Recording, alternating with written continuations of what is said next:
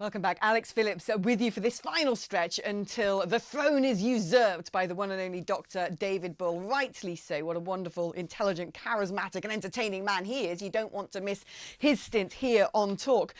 Before I disappear, though, I want to bring to your attention a very interesting legal case that's taking place. Now, this is against the NHS. 26 women have complained that a male nurse, or I suppose a trans woman nurse, I don't, whatever nomenclature you want to use. I'm afraid I don't play the pronouns game, but there you are. He's not had reassignment surgery, and they say that he is taking a keen interest in the female staff in the changing room. And it really does once again put under the spotlight the whole concept of a transgender self-ID, really. Do you have to have had the surgeries top and bottom to then use women's facilities?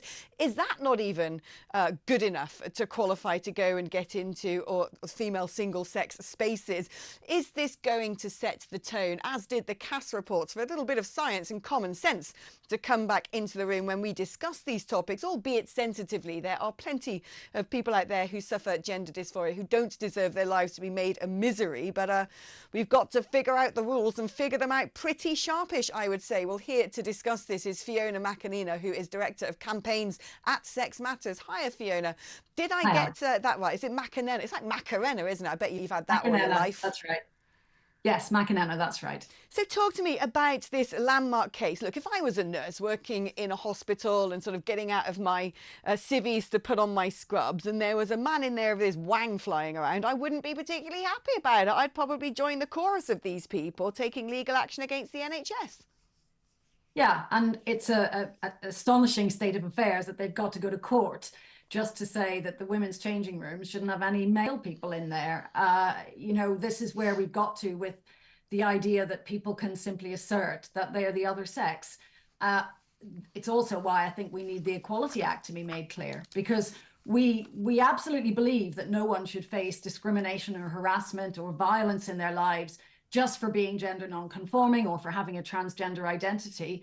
But these women are facing harassment, sexual harassment in this case, because their sex as female is not being properly recognized. So there are limits to where we can accommodate the feelings and the requests of people who claim a transgender identity, and this is clearly one of them. Yeah, I think it's worth actually reading out some of the detail of this particular case. So the nurses say that this trans colleague at County Durham and Darlington NHS Foundation Trust told them they had stopped taking hormone treatment as they were trying for a baby with a female partner. So clearly one would assume therefore a fully functioning heterosexual male. One nurse said she was petrified and started hyperventilating following one particular uncomfortable encounter. She said he stood there 2 meters away from me with tight black boxer shorts with holes in them, and he asked for a third time if I was getting changed yet. This to me is a very particular case here. This man in question, and I'm afraid to say if you're wearing tight black boxer shorts and trying to get your other half, your female half, knocked up, then you're not a woman, are you? Clearly not. But constantly asking the women in that changing room, are you going to take your clothes off? That is really disturbing. Yeah, I think it's sexual harassment. I don't know the details of this case, but I have spoken to NHS nurses in other parts of the country who have the same concerns, because trans-identifying male members of staff want to be given access to all the female facilities, regardless of how the women feel about that.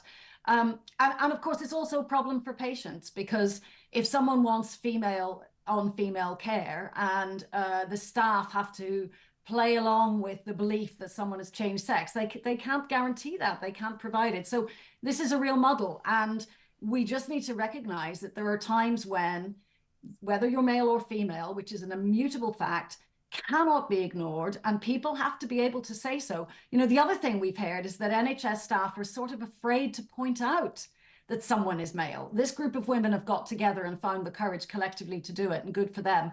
but individual staff members often are put in a position where they're told to be quiet. And in this story, Alex, the HR person is reported as saying that these women needed to be educated. Yeah, no, what education do they need? that to me is, you know, if these testimonies are true, is utterly ridiculous. I'm going to bring in Zoe here, Zoe Grunewald.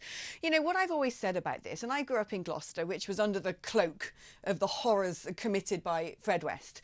And I think to myself, if we end up in a situation where single-sex spaces, you just have to say, as a man, I've got a dress on and I now identify as a female, yes, there will be people out there who are genuinely gender dysphoric, but I kind of feel like put your money where your mouth is. And if you really feel that way, then look at going down the surgical route or the sort of medical interventions. If it's just a case of self-IDing as a female, my worry is the perverts like Fred West will be the first in the queue to get into the toilets, to get into the changing rooms, because they suddenly realise there's a, you know, easy way for them to do that. Well, I think the first thing to say is that transitioning isn't an easy thing for people to go through. I think it's expensive. If you decide to do it privately, it's really expensive. There are long waiting lists. So as much as people who are trans might want to transition, there might be all sorts of barriers in the way for them to do so. But, you know, of course, any incident where a member of staff is making another member of staff feel unsafe or harassed, regardless of your gender, that should be taken very seriously. And obviously, women are, you know, conscious about their safety, of course.